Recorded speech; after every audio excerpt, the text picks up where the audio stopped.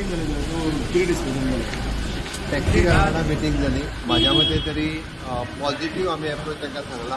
सगळ्यात पयलें डिसिजन म्हणजे आमच्या ट्रान्सपोर्ट डिपार्टमेंटाच्या 3 जाणांची सावंत एडवीन आणि तार अशा 3 जाणांची कमिटी सांगला. सोमार दीस तेंची मिटींग दवरल्या आणि प्रत्येक टॅक्सी एसोसिएशनांतलो मिनिमम एकटो एक 10-12 जाण तेंचे आणि आमचे 3 जाण ऑफिसर तेंचे सगळे प्रॉब्लेम्स परत एकदा तेंच्या कडेन सांगचे जे सोडोवपाक मेळटा ते विदीन एक 8 ते 10 दिसां भितर स्टेप बाय स्टेप सोडयता.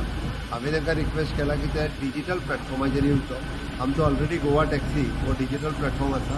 गोंयांतल्या सगळ्या टॅक्सीचें भाडें हे युनिफॉर्म जावचें.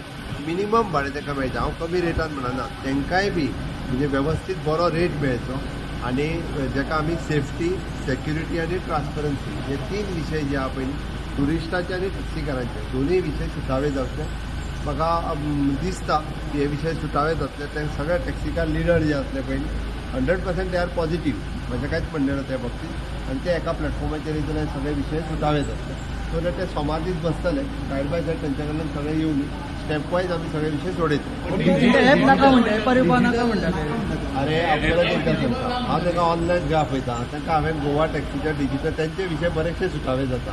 तांकां थंयसर मागीर रिन्युअल करपाची गरज ना. बाकीचे सगळे सरकार तांकां मदत करता. सगळे विजिबल ना म्हणटा ते कितें म्हणटा ते आतां हे सांगतात म्हाका. सर गोवा मायल्स बीन तो स्क्रॅप कर म्हणटा.